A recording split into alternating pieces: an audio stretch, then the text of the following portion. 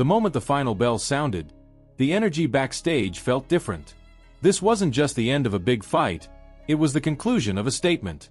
Floyd Mayweather stood there absorbing what he had just witnessed, not as a promoter or a talking head, but as one of the sharpest boxing minds the sport has ever produced. The fight between Shakur Stevenson and Teofimo Lopez had promised elite drama, but what unfolded inside the ring rewrote expectations. From the outside it looked calm, almost effortless, but anyone who understands boxing could feel the weight of what had just happened. This was not chaos. This was control. And that realization settled in heavily as reactions began pouring out. From the opening rounds, Stevenson dictated the terms with a precision that immediately separated the fight into two different realities. Lopez came in with pedigree, power, and championship experience. Yet every attempt to assert himself ran into the same wall. Stevenson's movement wasn't flashy for the sake of optics. It was economical and purposeful. His feet placed him exactly where Lopez couldn't reach cleanly, and his timing made every counter feel discouraging. By the fourth round, the shift was undeniable. What had started as a competitive matchup quietly turned into a demonstration. Lopez wasn't being embarrassed by mistakes. He was being neutralized by superiority. Backstage, the reaction reflected that same disbelief. Even those who expected Stevenson to win did not anticipate the fight to become so one-sided. Round after round, Stevenson stayed a step ahead, not just physically but mentally. He adjusted before adjustments were needed. He anticipated reactions before Lopez committed to them. The scorecards eventually told a lopsided story, but the real narrative was written in Lopez's frustration.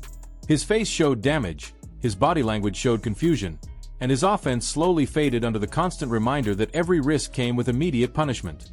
What made the performance resonate so deeply was how complete it felt. Stevenson didn't rely on one weapon. The jab set the table. The left hand to the body drained energy. The counters upstairs froze momentum.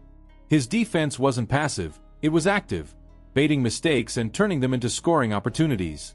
This wasn't about heart versus heart or toughness versus toughness. This was skill meeting resistance and quietly overwhelming it. The golfing level gap people struggled to articulate afterward wasn't exaggeration. It was recognition of how wide the technical difference became once the fight settled. As reactions continued to roll in, a common theme emerged. Lopez tried. He wasn't passive. He wasn't folding mentally. He simply couldn't find answers. Every time he attempted to change rhythm, Stevenson adjusted faster. When Lopez tried to close distance, the counters met him. When he stayed outside, the jab controlled him. Even brief moments of success on the inside evaporated the second Stevenson reset the range. It became clear early that Lopez was fighting not just an opponent, but a system that had been refined over years of elite-level discipline. What stunned many observers was how composed Stevenson remained throughout. There was no desperation to force a stoppage, no reckless push to prove dominance. He trusted what he was seeing. He trusted his conditioning. He trusted the plan. That confidence translated into calm, and that calm translated into dominance. By the later rounds, the fight felt less like a contest and more like a masterclass unfolding in real time. Lopez was surviving, not competing, and that distinction matters at the elite level. The aftermath only reinforced the magnitude of the moment. Veteran fighters, champions, and analysts all circled back to the same conclusion. This wasn't just a win, it was a legacy-building performance. Moving up in weight, taking on a proven champion, and winning virtually every round without absorbing damage is not normal. It signals readiness for something bigger.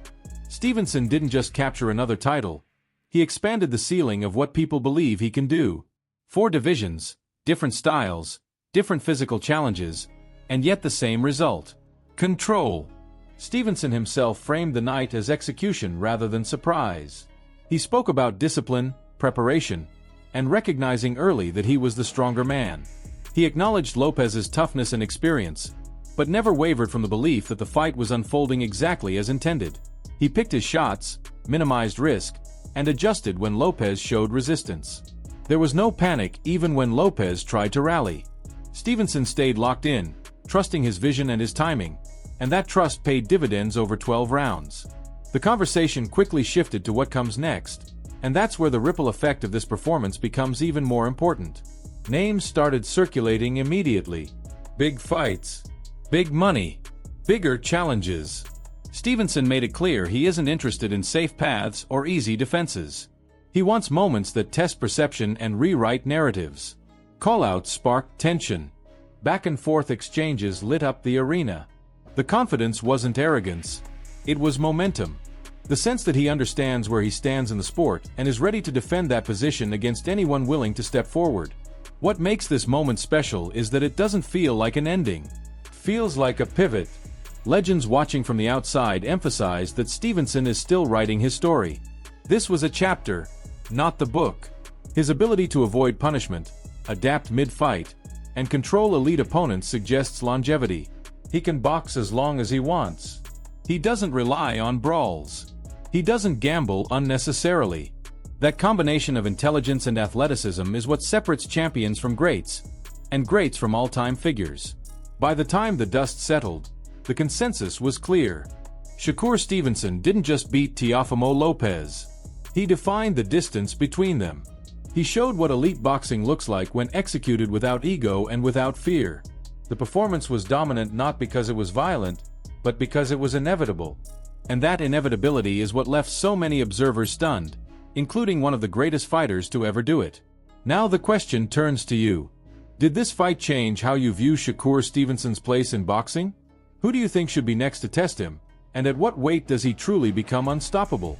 Drop your thoughts in the comments. Hit the like button if you enjoyed this deep dive, and subscribe to the channel for more high-level breakdowns, backstage reactions, and story-driven coverage of boxing's biggest moments.